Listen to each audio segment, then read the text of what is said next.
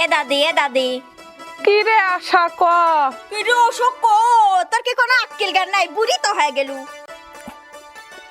বুড়ি তো হবই বয়স হলে তো মানুষ বুড়িই হয় গেদি বুঝিস নি হ্যাঁ বুড়ি তো হবো বয়স হলে তো বুড়ি হয় কা বুড়ি হয়ে যাও আক্কেল জ্ঞান কি হয় নাই তোমার দেখ তো আমার এই বয়সের লাতি বুদ্ধি যদি এইরকম জ্বালাইনি জ্বালায় এরকম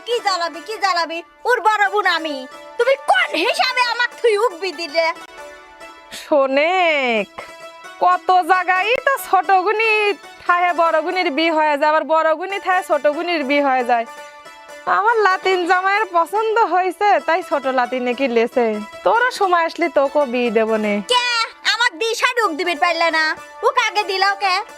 হয়েছে তো যে কোনো একজন তো গিলেই হয় একজন দিলেই হয় এন কোন ছাড় আসবি রে কবে ওই বড় বোনের বিয়ে হয় নাই ছোটটার হয়েছে আমার কি ডালিবি নি কি ডালিবি দেখ তো এই বুড়ি বয়সে এরম করে ধাক্কা মারলে পড়িয়ে মরি কোনে আর মর বনে ওকা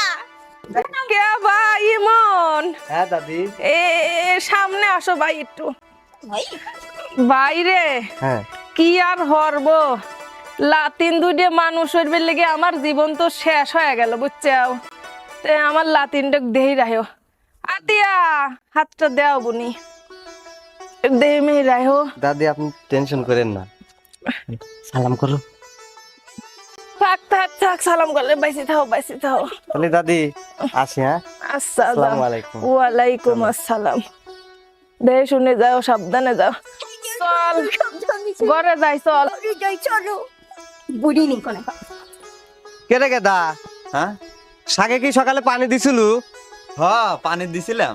যাই ভালোরে যত্ন করিস এ পালং শাক দেখ সিয়ারা হচ্ছে কি পানি যদি শেষা কম দিস মরে যাবি না লাল শাক গুলে বাজারে বেশলি ভালো দাম হবে না হ্যাঁ ক কি হয়েছে করছে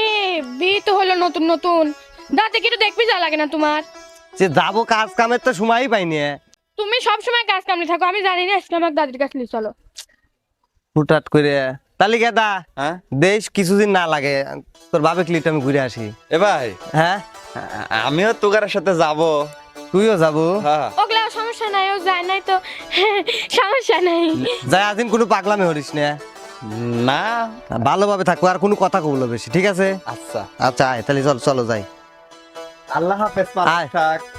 লাল শাকের তো